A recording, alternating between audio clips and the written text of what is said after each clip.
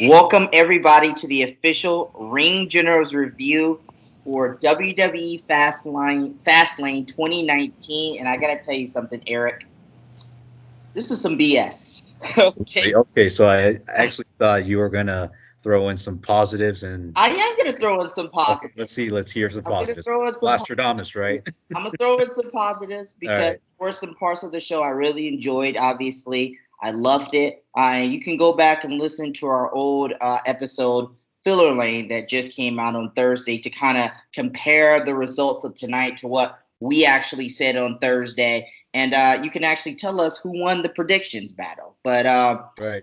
this show was very interesting, Eric. It was the final stop before WrestleMania.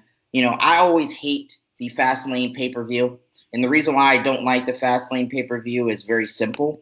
I think that, honestly, to have so many pay per views on the road to WrestleMania, you don't allow storylines to flesh out. You don't allow the feuds to go on for a longer period of time. And what happens is it loses its steam. For example, like we're going to talk about it later, Becky Lynch, Charlotte Flair, Ronda Rousey. If that would have only one pay per view, and if we had certain situations where we had multiple Raws and multiple SmackDowns to build it up and some time to let the feud breathe, maybe a lot of people will be more excited. Now, granted, there's been a lot of storyline stupidity, but fast lane for me, that's why we called it filler lane, just because there's a lot of filler on fast lane. It's just a pit stop on the road to WrestleMania. It's like a bar stall on your way to Las Vegas. You can probably say that too. More like a place to stop, to piss or to have a drink or whatever. Take a piss, get something to drink.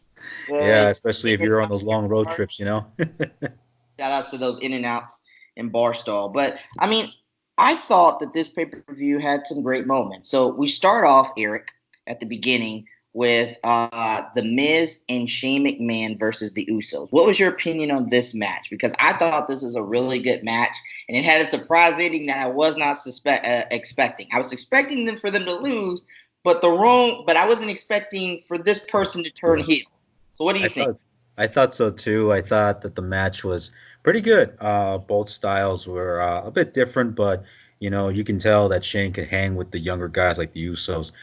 Miz as well. He can hang with the Usos. Good performance from both teams. I actually thought that Shane and Miz, they were going to lose, but they were going to take it as a loss and we'll come back again, fight another day, if you ask me. That wasn't the case Not on the road to because, WrestleMania. yeah. So apparently, what happened was that Shane and Miz, they were somewhat trying to get themselves together, trying to regroup, and they were right by ringside, right by Miz's father. Am I correct? Right. Yeah. So you see Shane high Where's fiving his mom, father. by the way? Like, where's Mrs. Mom? Like they just Oh yeah, completely that's true. about Mrs. Mom. Like, where's Yeah, Maurice? Well, I get it now. She's pregnant, but it's like, where's Mrs. Mom? yeah. And apparently, Shane McMahon attacks The Miz from the back, pummels him, and question is, and I think everybody else's mind, why Shane? Why? What do you think? I think it's very simple why Shane attacked him. It basically when the Miz first teamed up or was trying to team up with Shane, he basically said, "I used you." And he Yeah. was like, I was using you because I wanted the approval of my father and I wanted to accomplish something that I've always dreamed of and that was to be the tag team champions. Mhm. So it was never Shane McMahon dropping the ball. It was always the Miz dropping the ball.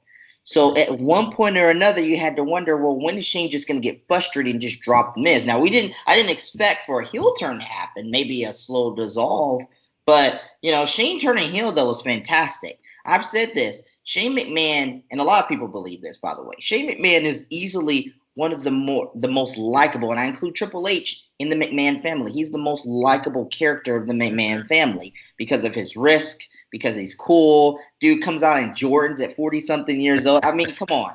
Like, cool Jordans and whatnot. He's So got good taste in shoes, that's for very sure. great taste in shoes. Okay. I'm a Why sneakerhead. some of the most expensive shoes there is, that's for I sure. mean, he can afford it. The dude's a billionaire. Um, but I just thought that, by doing, Miz versus Shane, that was just going to be a natural progression of the storyline. But I like the way they did this. It was great. It was Surprising. done really, really well. Got a lot of heat on the crowd. Excuse me, a lot of heat on Shane McMahon in this feud going into WrestleMania. I'm very happy with the way that started off the show. The way that started off the show was phenomenal to me. So I really enjoyed it, and I think it's funny because, I was not looking forward to this storyline and I was not looking forward to this match. We kind of see it every year, Shane McMahon battling somebody on his own roster. It's almost like I wish Vince would come out and say, hey, you can't keep battling people on your own roster, but, this was done in such a unique and smart way. We very rarely have seen Shane McMahon as the heel authority figure. Switch roles now, if you ask me. WCW, the Alliance storyline back in 2001. Well, there's that part, and then there's also the time in 2006 where he aligned himself with Vince McMahon to take on Shawn Michaels. Yeah, when Vince McMahon was calling himself God and he had McMahonism. Yeah, that was hilarious. Nice storyline, though. Yeah. With him and Candice Michelle. Remember when he healed Candice? Oh my goodness gracious! Do you think that there might have been somewhat of something going on at the time with Candice Michelle and Vince McMahon? I'm not going to speculate anything. I say enough controversial statements on the Ring Journals podcast. All right, we're a person now. We've had a controversial episode as of late, okay? We've had a lot of controversial episodes and a lot of controversial moments. If you're just watching this, subscribe to the Ring Journals podcast. Subscribe to the channel. One of the most controversial episodes. SoundCloud. We're going to keep making it controversial. We're not doing it just because we want to be controversial, just to be noticed. We're just saying our opinions and facts, And if we're going against the grain, sorry, but not really sorry. Let's see. What was yeah. I can't cry. So getting back to pay-per-view. What was the next matchup, man? Let's see. Wasn't it Asuka versus Mandy Rose? Yeah, I think we had some Elias thing, right? An Elias promo. Yeah. Saying how Miz got destroyed and all that stuff. So I enjoyed that. Elias is entertaining. And yeah, we had Asuka versus Mandy Rose. So this matchup, Eric, was very, very weird. It was really weird. Yeah. And to be quite frank and quite honest with you, they're screwing over Asuka. Okay. She's screwed. I was saying it needed to be Asuka and Charlotte 2 at WrestleMania this year and Becky Lynch and Ronda Rousey 1-on-1. And they are completely ruining Asuka's opportunity to have any sort of WrestleMania moment. And they're ruining her title reign because it's being completely forgotten. She beats Becky Lynch. She actually makes Becky Lynch tap out. She made her tap out the night of the Royal Rumble. People have completely forgotten that, but I keep saying this. If you want to build a superstar, you don't make your top superstar, the superstar you're trying to build up, tap out. And she made her tap out, and she was off TV for a good month. So I have no clue what's going on right now, but Asuka faces Mandy Rose with Sonya Deville at her side, and Sonya Deville cost her the matchup. Eric, what are your thoughts on this matchup, and where do you see Asuka's road to WrestleMania ending? Do you think it's ending with Lacey Evans? Do you think it's something else happening? Where do you see it?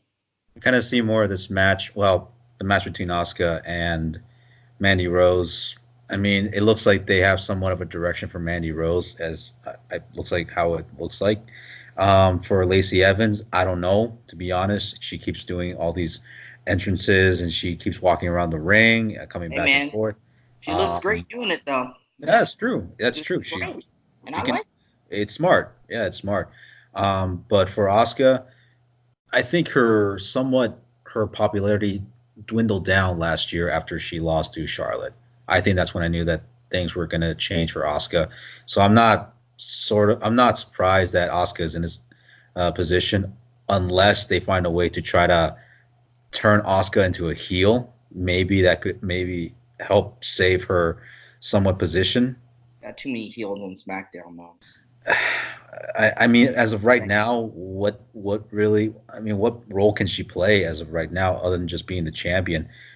Yes, she could use a manager, in which we discussed in the last episode. I think that Asuka just needs, yeah, she does need a manager. I think she maybe a heel turn would be interesting, but if done right, I think so. Yeah, I can You know, respect that. Um, this matchup was a complete cluster. You know what? Okay, I'm not going to say first the if you want. cancer in the other room, and I got my dog right here next to me. So, um, I just think at the end of the day, if why put Mandy Rose in this situation if she's not ready for it?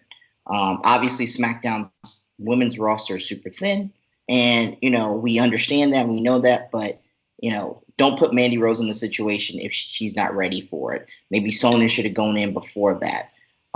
As for Sonya, keep pulling up the mats and what I don't know what was going on with this situation.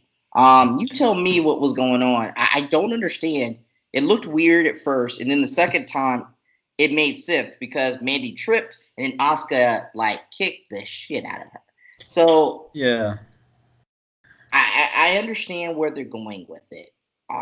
But we'll see what I know with Mandy Rose and Sonya Deville. It looks like a breakup is happening. yeah, I was gonna say that Get too. split during the Superstar Shakeup. I'm okay with that because they are seriously. It looks like Mandy's the breakout star amongst the two. Yeah, As for Asuka, I would have liked Lacey Evans to come out after the match. We see all these times where Lacey Evans just randomly, and we'll talk about it later. Lacey Evans just randomly comes out after these situations and walks straight back, and it makes no sense.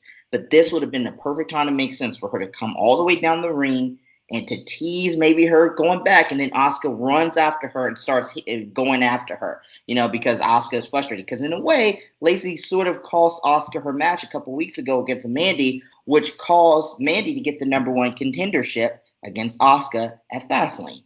So I would like that booking. That's booking from the RKJ, man. So let's move on to the next one. It's a long show, so let me think. What was the next one? Oh, the Kofi Kingston situation yeah. with Seth Rollins.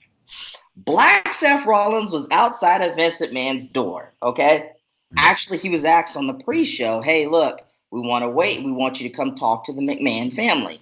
He's waiting out there, waiting for Vince, and then after their matchup, Xavier Woods, Big E comes up, knocks on his door, and says, "Hey, look, man, like, you should go in there and talk to him." So they go in there. Vince is like, "Hey, where you been? I've been waiting on you for an hour and all this BS." And then they argue that Kofi Kingston should have a right to be in that WWE Championship match between Daniel Bryan and Kevin Owens. Vince says, "I agree. It will be a triple threat match. Your matchup starts next." Everybody's excited. They're pumped up. I'm thinking, man, the championship match is on really early. We got another thing coming. Match on the show. Well, they screwed us over. We've got Kofi Kingston versus the Bar. And on top of that, New Day was barred from ringside, but they still came down anyway. Eric, my friend, what do you think about this situation? What do you think about this storyline with Kofi? Because I have some interesting thoughts about where they could be headed and where they could possibly be headed. I teased it on the Ring Generals podcast last week. I'm going to come out and fully say it in just a moment. Tell me what your thoughts are about the storyline and about the matchup between Kofi and the Bar, and just the segment in general. It's kind of a, I want to say bittersweet moment because I think, in a way, Vince McMahon is trying to keep Kofi Kingston's popularity from try. I think what he's trying to do is he's trying to keep Kofi Kingston as far away as possible from us, in terms of putting him in the main event, so he could make us hungry, somewhat in a way, trying to get us more invested in Kofi Kingston. I mean, the longer and the more you put him in mid card matches, knowing as us fans, we know he should be in the main event. The more and more he's going to get popular over time. Um, I think that Kofi. I think what Vince is trying to do is somewhat smart, but he's kind of annoying us too, because we know that Kofi Kingston, he should have been in the main event spot years ago. You know, and I think it's time. Yeah, I think it is time for him to break out on his own, and Xavier Woods and Biggie Langston, they can do their own thing if they can. Maybe one of them can go to Raw or one of them can stay on SmackDown with Kofi. But have a slow dissolve, like you said in the previous episode. Have a slow dissolve and have these three guys go their separate ways. Kenny Omega has said it himself. Hmm? He thinks that Kofi Kingston should be WWE champion by now. Biggie Langston as well.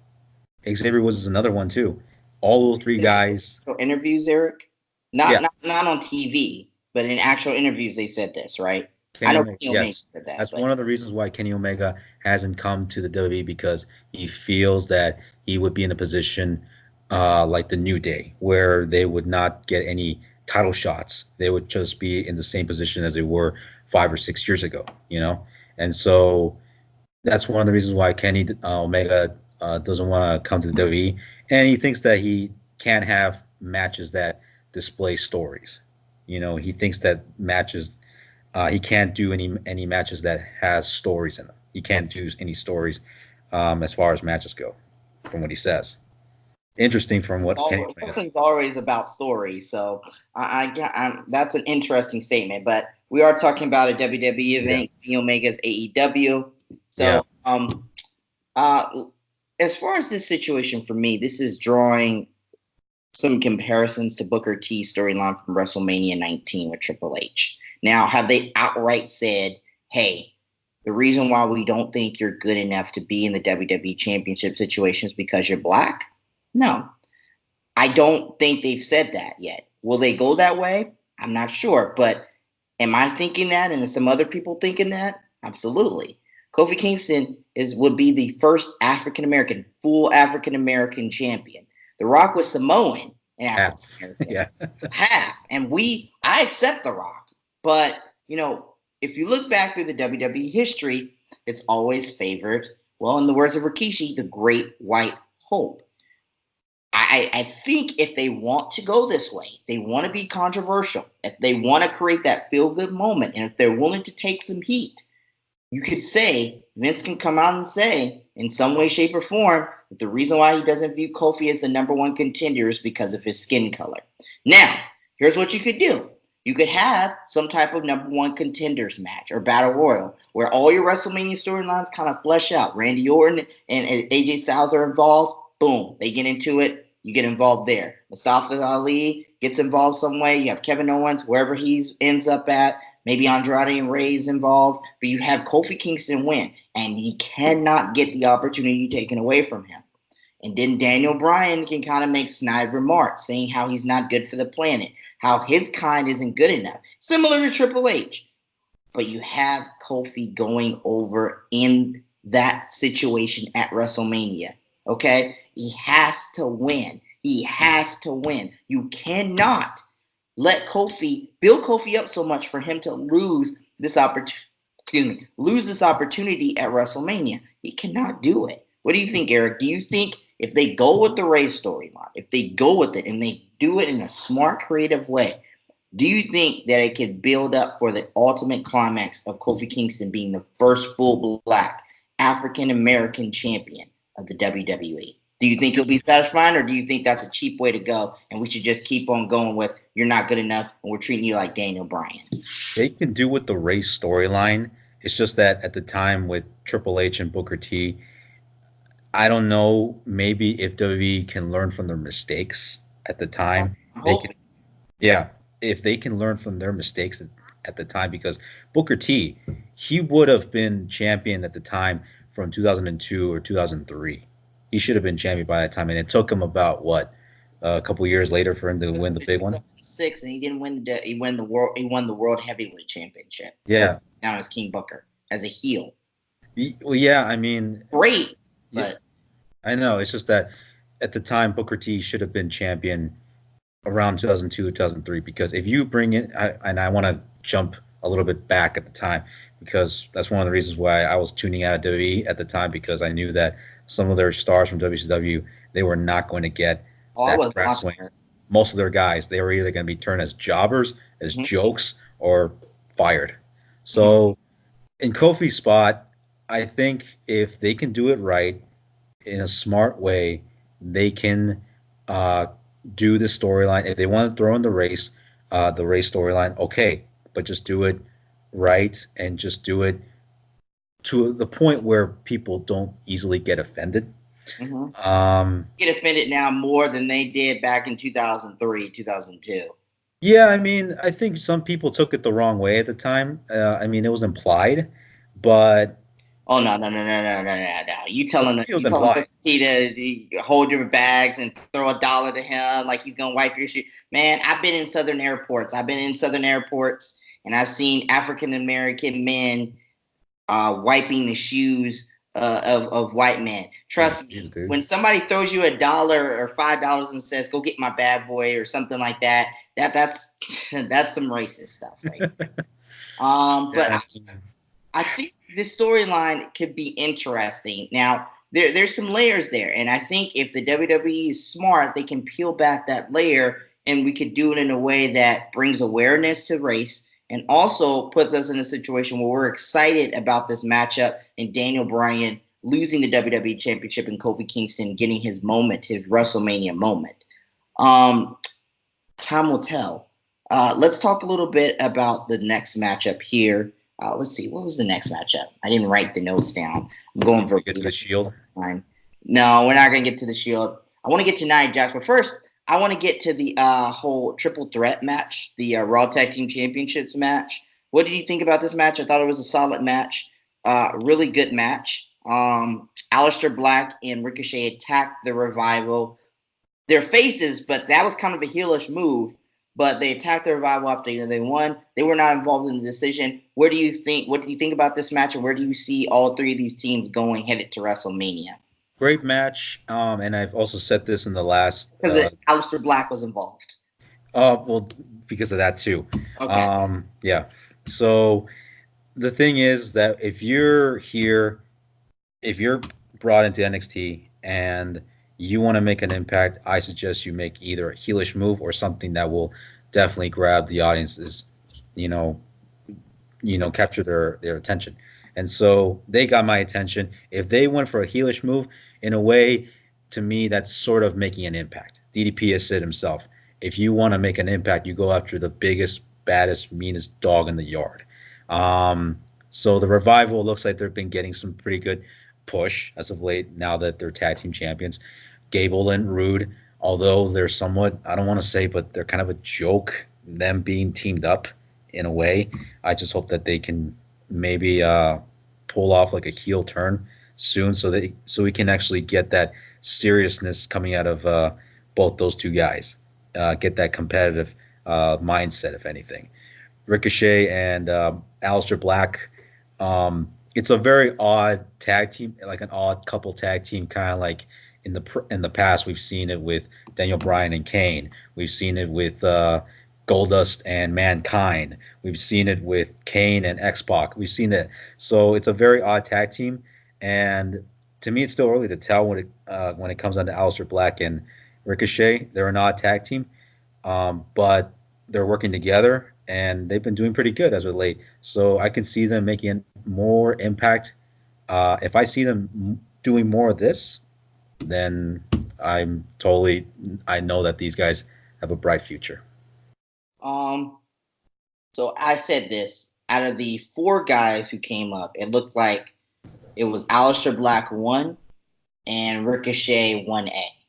It looks like those two guys are being pegged as the two guys who are definitely going to take the main roster by storm.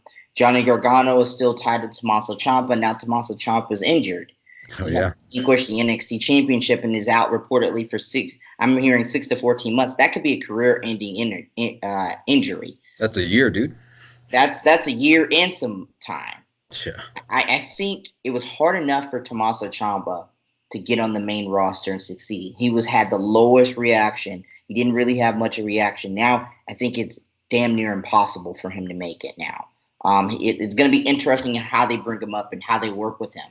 Johnny Gargano was going back to NXT most likely, and I think he's got to be the champion at some point. Him, Velveteen, what is it? Adam Cole. They have to be in the situation at NXT Takeover New York because you need some faces to carry that brand. yeah. So it looks like right now, number one, it's Aleister Black. Number two is Ricochet. I like it. I think it's good. Um, I just want them to be careful with how they use these guys. I think Aleister Black has can turn heel whenever he wants, and he could be a credible heel to whoever is the face champion coming out of WrestleMania. So if Seth Rollins wins the title at WrestleMania, then after WrestleMania, Aleister Black can challenge him. Okay, and that can be your storyline for the next pay-per-view on Raw. Ricochet is going to be liked naturally by kids and women. Good looking dude. He can fly. That really works. So I personally don't mind it. I don't know what they're doing at WrestleMania. I would like for them to be involved in personal storylines more than just being involved for the Raw Tag Team Championships. But if they win the Raw Tag Team Championships, I'm not going to be against it either. So I'm happy for them. Shout outs to them. Salute to those guys, okay, making their debut on the roster. Yeah, because place them in the tag team division and try to keep them as far away as possible from that Andre the Giant Memorial Battle Royal. I mean, if you go in the Andre Memorial Giant Battle Royal, I mean, you're going to be like Andrade Cien Almas and Buddy Murphy the one time we were at In-N-Out, okay? You're going to be headed to the nearest spot that's popular before the show ends, and you don't want that.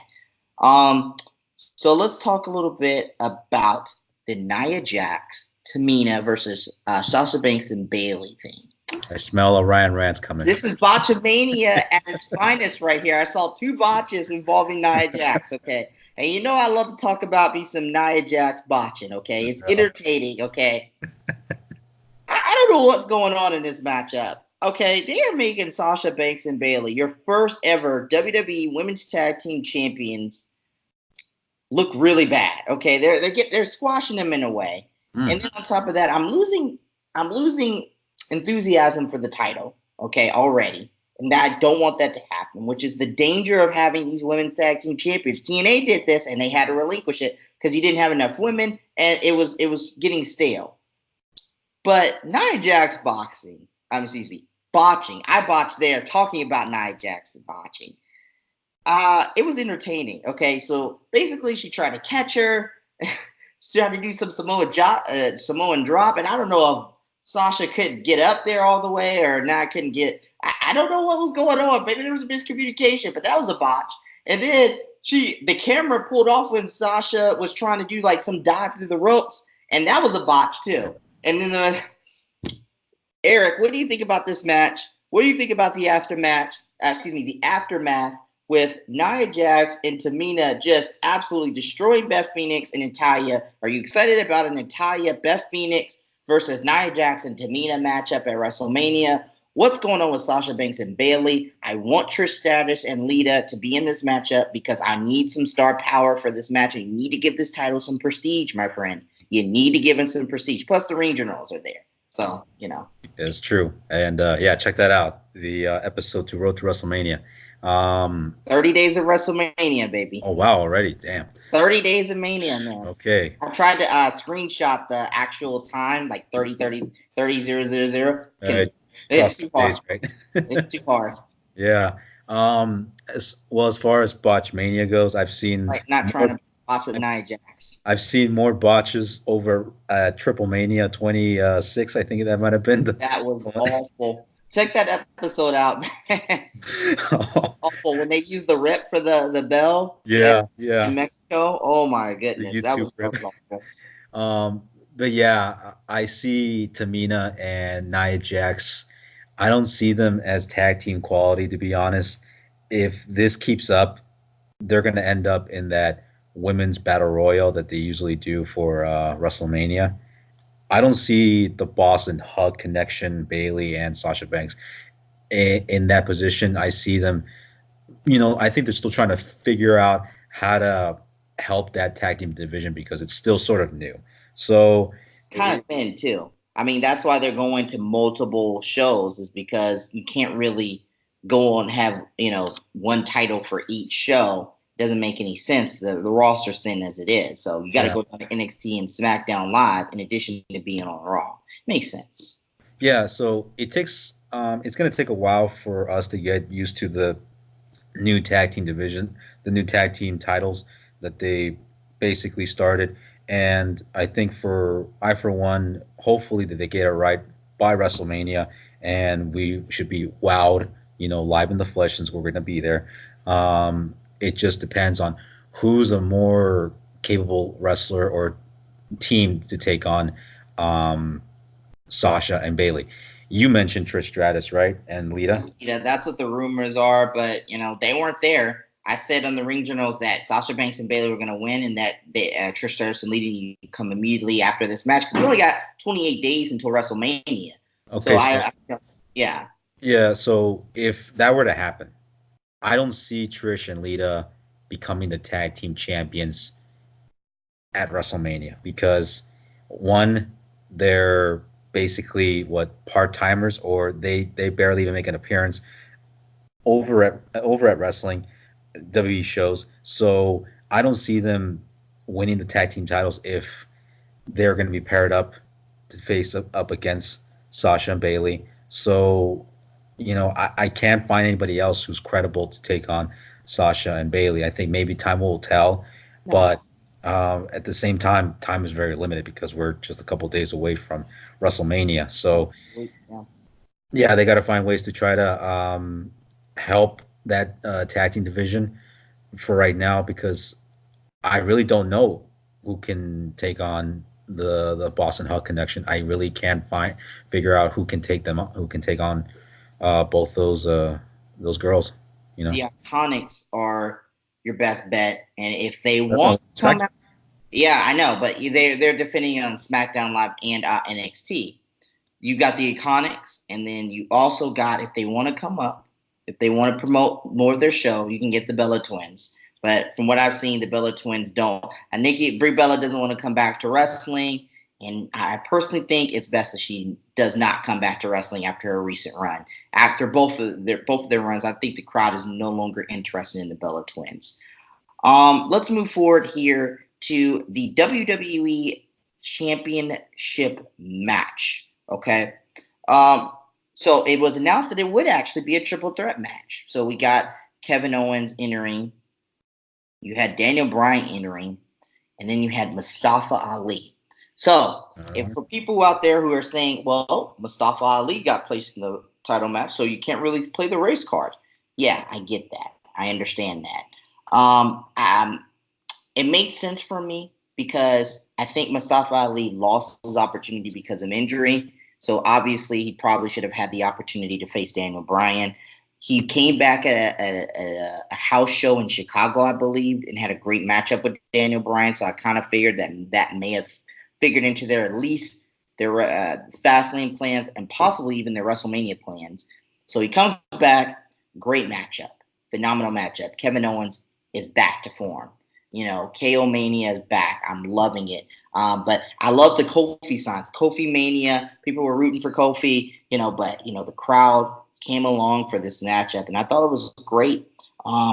Daniel Bryan is a great champion. He's a great heel champion. I hate the title being the little hemp thing. Apparently, you can smoke it. Shout out to those people 420, but but It's he's 420 still, somewhere. but he's really, really good right now as the heel champion of the SmackDown brand. And I was not anticipating that to happen. I thought he could never turn heel. But he's turned heel. It makes sense. What do you think about the match? What do you think about where Daniel Bryan is headed for WrestleMania? I think it's headed to Kofi Kingston versus Daniel Bryan at WrestleMania.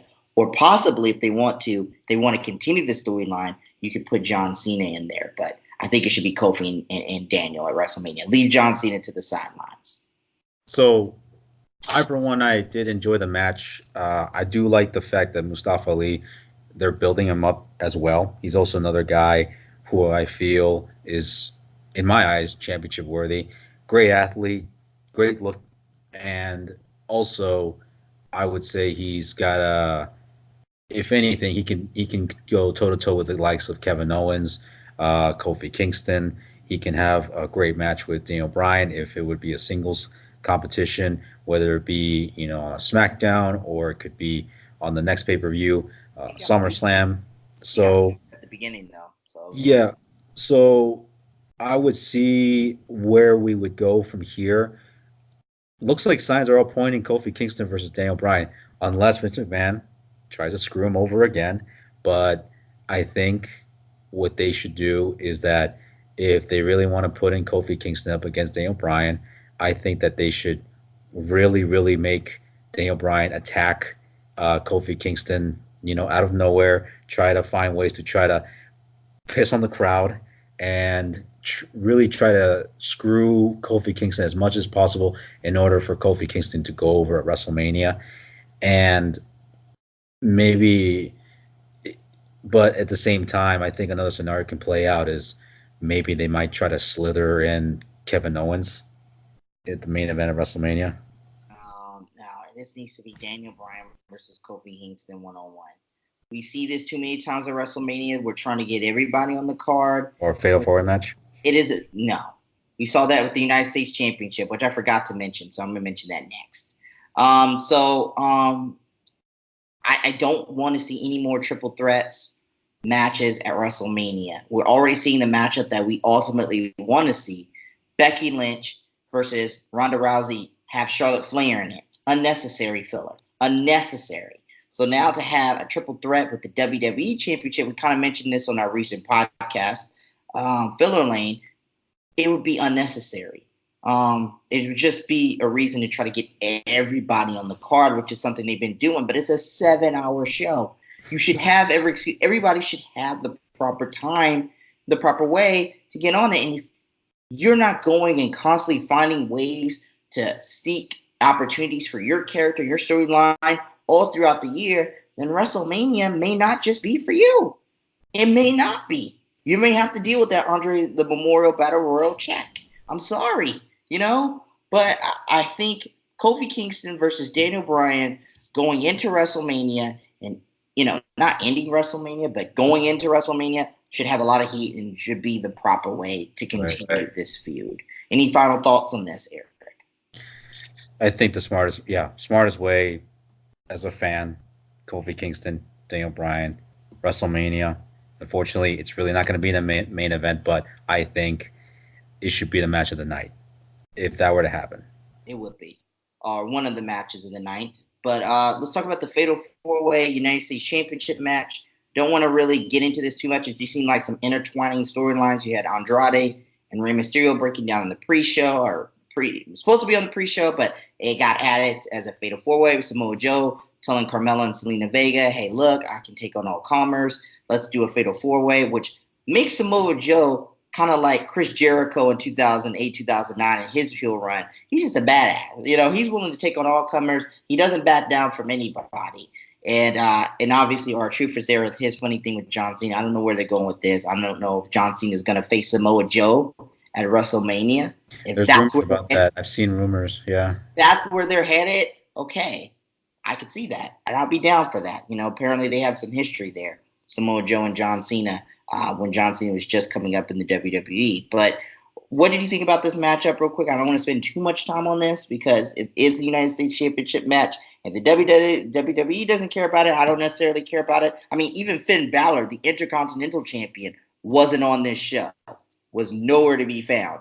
So what do you think about this matchup? What do you think the plans are for the United States Championship, Eric? Same place. I think they're going to keep the U.S. title in the same position. Yes, they're going to try to put in some good matches if they're going to lead this to WrestleMania. Whoever Samoa Joe is facing, if signs are pointing to Samoa Joe versus John Cena, I think it would help out the U.S. title.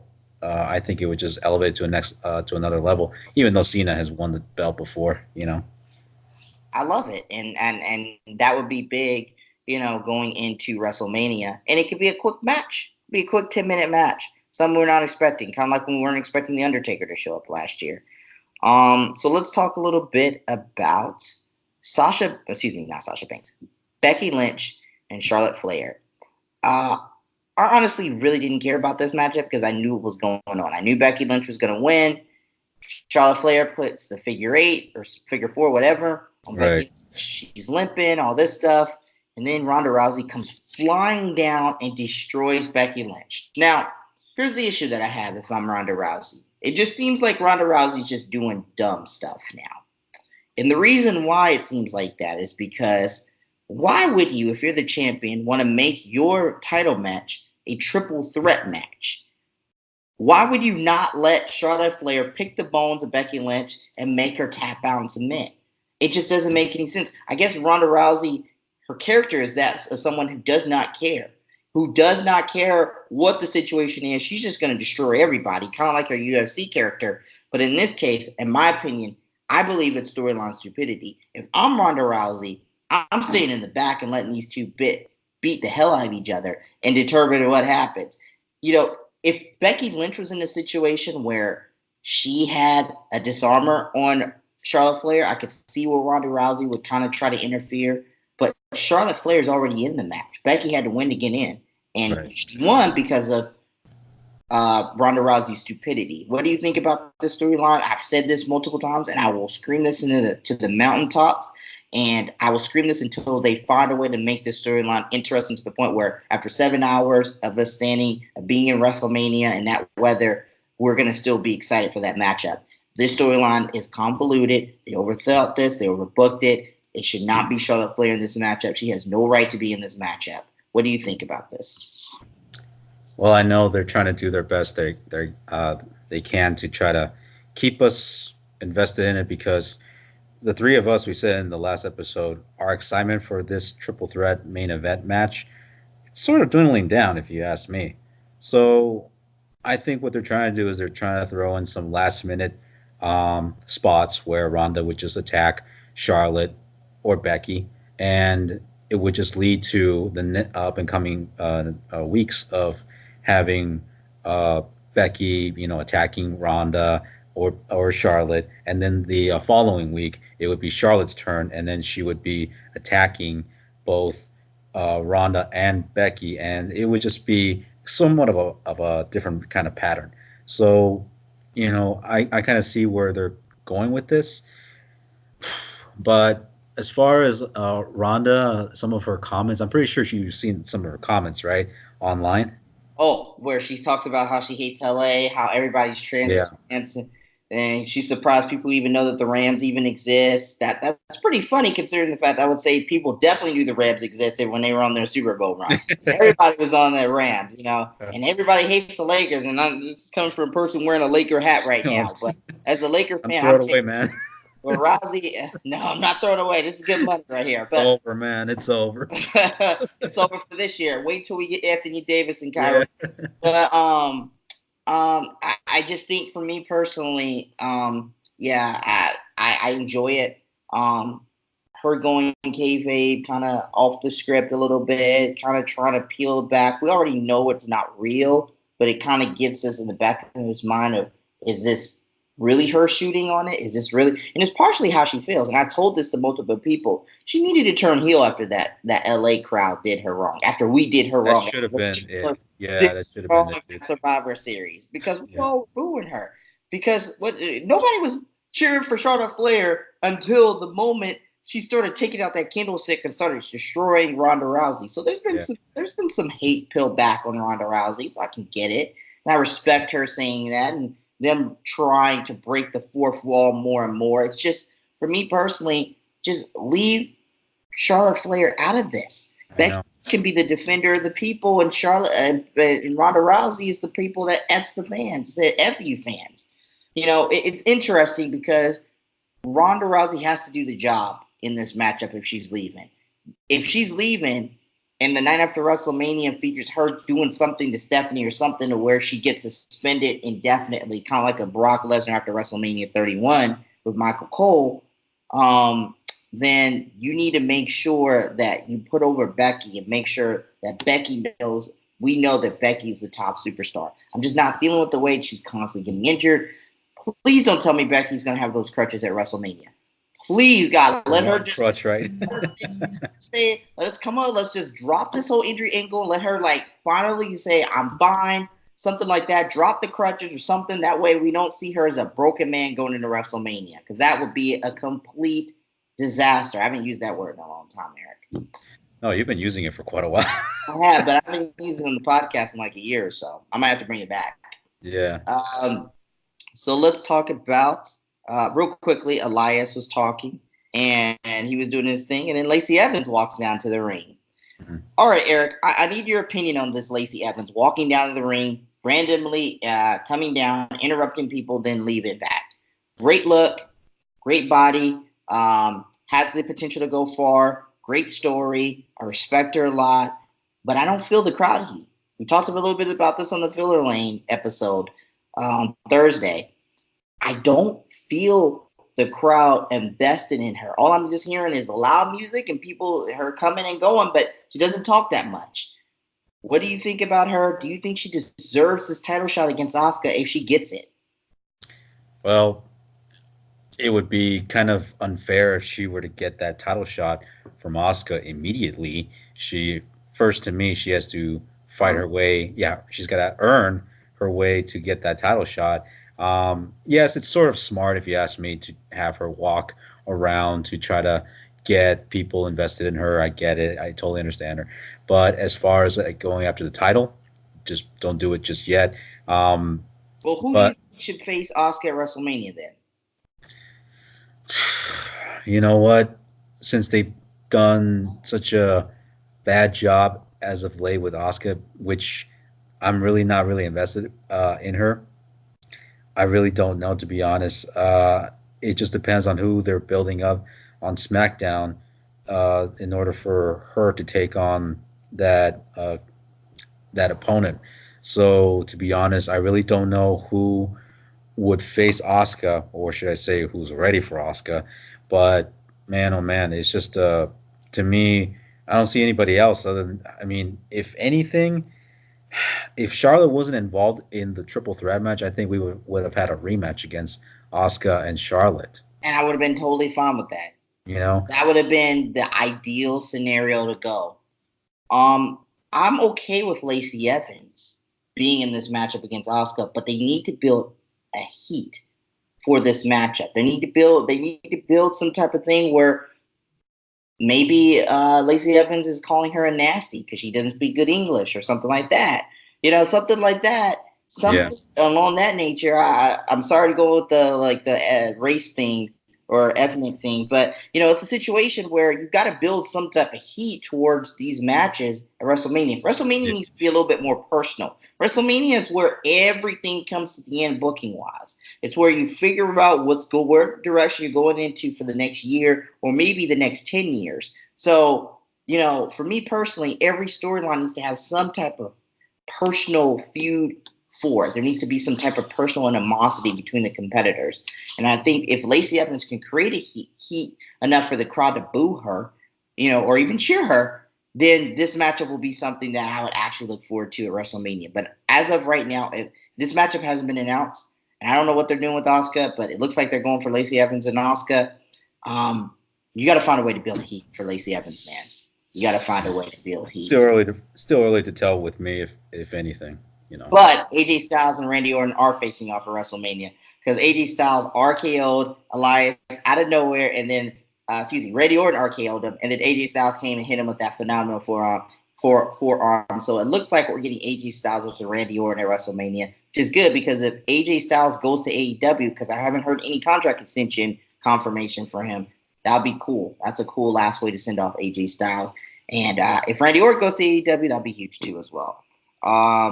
So the final matchup is the big one, right? It's the return of the big dog. It's Roman Reigns, it's Seth Rollins, and Dean Ambrose, the Shield, taking on Baron Corbin, Bobby Lashley, and Drew McIntyre. Now, I don't like the fact that Michael Cole and With them Leo were trying Rush. to. Yeah, Leo Rush wasn't out there, I don't think. Oh, No, okay. I didn't see him. I Yeah. don't like the fact that he was trying to make up this triple threat of Baron Corbin, Bobby Lashley, and Drew McIntyre to be some dudes that are like been running roughshod through Raw. Like the Shield have faced some tough competition. You face Evolution and you face the Wyatt family. Okay, so in my opinion, Bobby Lashley, Drew McIntyre, and Baron Corbin just didn't seem like a formidable triple threat to beat the Shield. However, this was a damn good matchup. I really enjoyed it. Obviously, Seth Rollins flying up and destroying Drew McIntyre and Bobby Lashley gives you like the evolution type of situation when he did that a while ago back in 2014. I know people have mentioned that, and Yeah, it was a good matchup. We kind of had a curtain call moment after the show with all the guys hugging. Kinda, it reminded me of the MSG curtain call, but they weren't pulling back the business. Everybody knows that the business is a work now. So, what do you think about this matchup? Where do you see Dean Ambrose and Roman Reigns going into WrestleMania? Obviously, Seth Rollins tomorrow night. His mindset has got to get straight on Brock Lesnar. No more fooling around. No more, oh, it's Roman Reigns, all this BS. It's now, I've got to go slay the beast. So, obviously, Dean Ambrose, they announced Dean Ambrose was not renewing his contract. So, where do you see Dean Ambrose going into WrestleMania? I want Dean Ambrose versus Roman Reigns. So, yes, Seth Rollins after tonight. After tonight, he gets on the hotel, rests, gets ready for the next night on Raw. Yes, go focus at WrestleMania because if he's not ready, then an ass You're kick going to is waiting take for him. 20 suplexes, though. Killing on live television, as I'm pretty sure you would want to see that. Oh, So, let's see it live. so as Live. as far as for Roman Reigns and Dean Ambrose, I think that's probably the safest match for that to happen if that were to take place for WrestleMania. However, as of right now, as you can see, Vince McMahon has been getting in the way on some of these matches for Kofi Kingston and Charlotte. I think what's about to happen, and I don't want this to, and to me, I really don't want this to happen either. Maybe Vince McMahon at the end of the night, he might make some changes with the match between Seth Rollins and Brock Lesnar. In some way, shape, or form, he'll try to add in Roman Reigns into the picture. Jeez. Oh no. No, no, no, no, no, no, no, no. And Roman would probably be confused. He would probably be frustrated. Yeah. Like, so this would kind of create some tension with Seth Rollins and Roman Reigns. If you want the crowd to forget about Roman Reigns, well, excuse me, Joe's fight with leukemia, which is one of the reasons why we're supporting, honestly, the main reason why we're supporting Roman Reigns, then you add him in this matchup and he'll get booed out of MetLife Stadium so bad. He will get booed out Would of you MetLife. boo him? Would you I boo would him? absolutely. I booed him before last year in February when we were there at Raw after Elimination Chamber last year when he was trying to call out Brock Lesnar. You guys were cheering. You and Nick. Shout I out thought it to was a good promo. Okay, I'll admit that. I said they were fooling us. They were fooling us the whole time, and they fooled Played our us. asses, They man. fooled you guys. Hey, you can go back and listen to that. It was archived on our YouTube and SoundCloud page. It's called WWE Played your We played your asses. we played your ass. Yeah, But kind of like W and then it's WWE. yeah. So yeah, that's why you gotta subscribe to the channel. You can catch up on all of our stuff, and it's good stuff, man. Um, but yeah, I think Roman Reigns needs to stay the hell away from this matchup. Doesn't even need to come during reset. The only time Roman Reigns needs to show up is if Seth Rollins wins the Universal Championship and Roman Reigns is celebrating. Now, I would like Roman Reigns to turn heel the night after WrestleMania when Seth has won the title. When Seth has won the title, I would like Roman Reigns to turn heel on them. But that's not going to happen. We know that's not going to happen. They're not going to advance. They're too nice to each other, right? As of right now. I hope Bruce Pritchard would do it, but we don't need any more Shield brother feuds. It's going to be Dean and Roman in Dean's last match. Dean's doing the job. We all know he's doing the job. It's okay. Dean, pick up that paycheck, go to Nevada, rest up, get ready for Double or Nothing. Okay. All right. Because we know you're doing the job, and that's okay. But it's for the bigger picture. All right. And I'm okay with that. But I thought this matchup was great. Overall, Eric, what would you say about Fastlane? Did it get you more excited for the road to WrestleMania? Obviously, if you're going to WrestleMania like us, you're going to be in that atmosphere and you're going to be in the New York, New Jersey area. You're obviously kind of stoked. I'm pretty stoked as is. But if we weren't going, would you be excited to watch WrestleMania on television? So, watching it from the TV's perspective, after watching Fastlane, I don't think nothing has changed after Fastlane. All it was just some minor and a couple adjustments to the pay-per-view card for WrestleMania. That's all it was.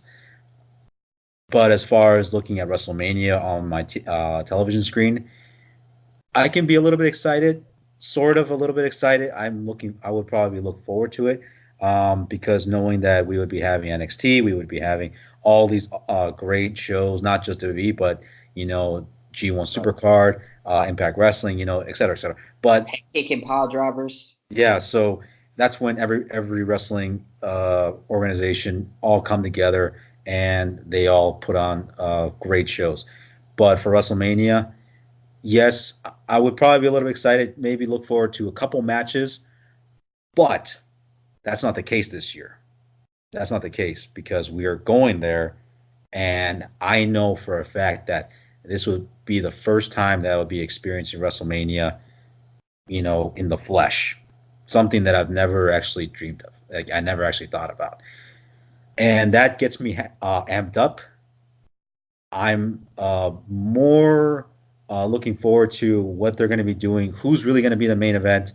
Either Seth Rollins or Brock Lesnar or Rousey, Charlotte, or Lynch. You know, I don't know. It just depends on who they've been building more and more. But it looks like the women's division for Rousey, Lynch, and Charlotte, they've been building them up even more than Seth Rollins and Brock Lesnar, which is fair. I think it's fair. And even though I may not agree with the fact that Charlotte isn't the damn main event, you know, Run it the still, match. it still pisses me off. But at least this is the highest elevation, the highest in my view that the women have been getting more attention to, and you know they've been building them up pretty good, somewhat somewhat of a cluster, what. So I think that I would probably be satisfied, um, but I think seeing it, with the experience, being involved in the crowd, MetLife Stadium, in front of 74,000 people, or whatever. Um, I think it would sort of change things in a way. So, yeah, I think those are the two differences that I see for watching it from the TV perspective and watching it live in the flesh. Yeah, I was kind of expecting Fastlane to have a clear direction with where we're going for WrestleMania, right? Last year's Fastlane was very clear. AJ Styles won. John Cena had no opportunity to really have a match at WrestleMania. As soon as Charlotte Flair wins, Asuka comes out and challenges Charlotte Flair.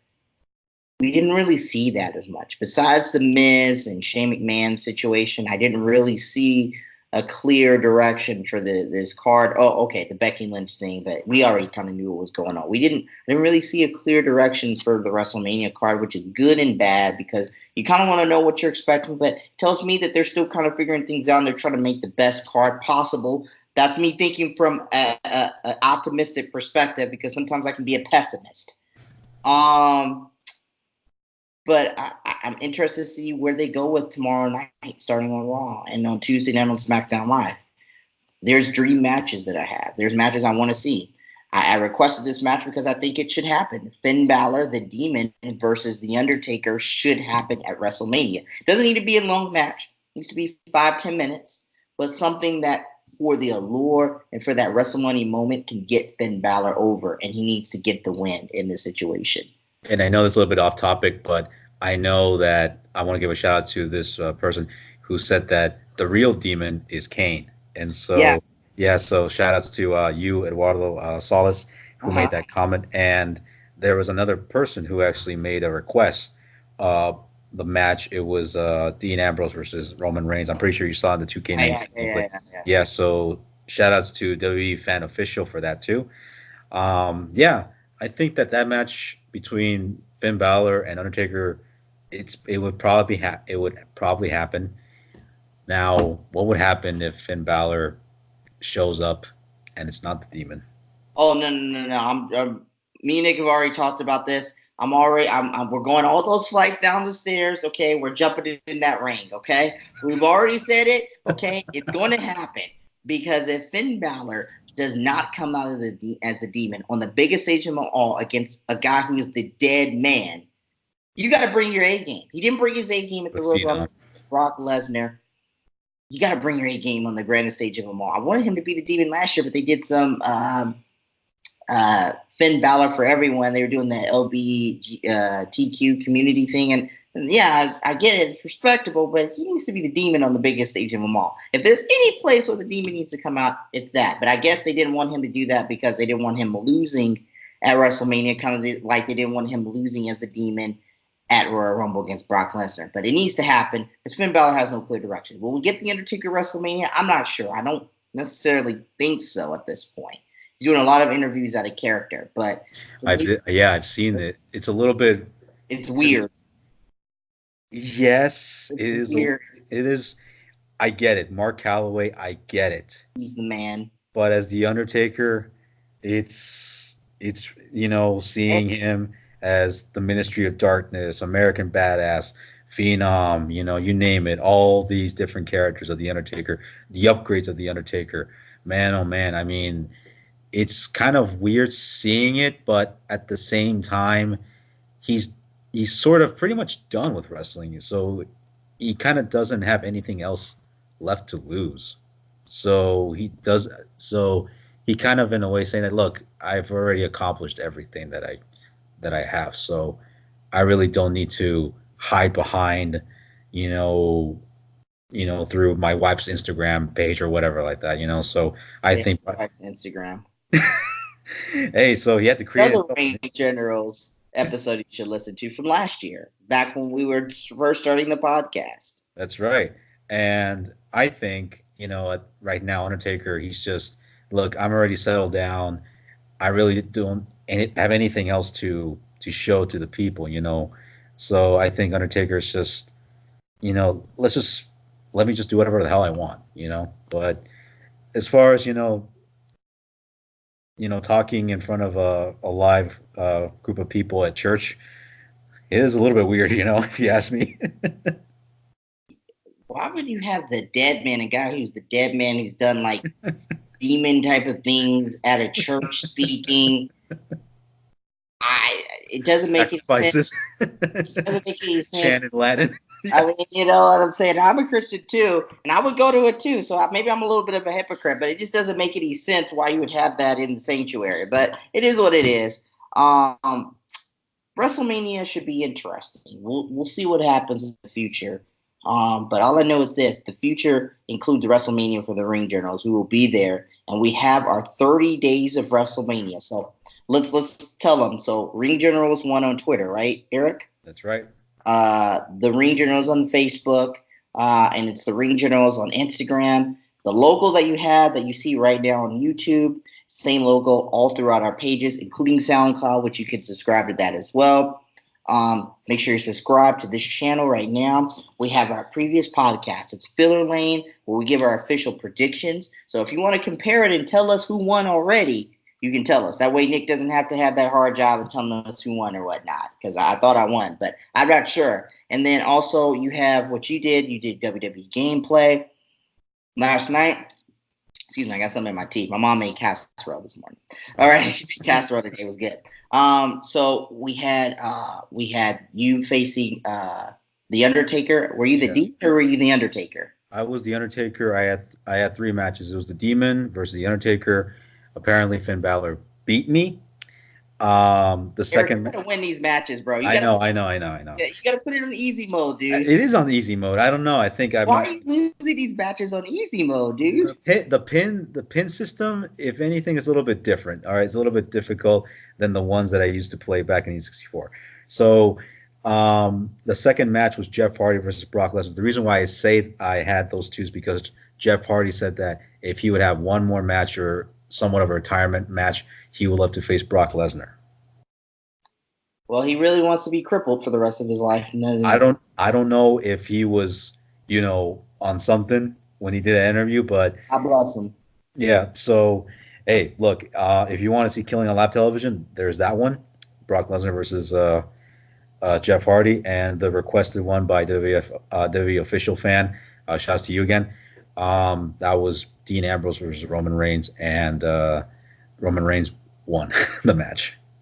Yeah. Let's get. You know what I want?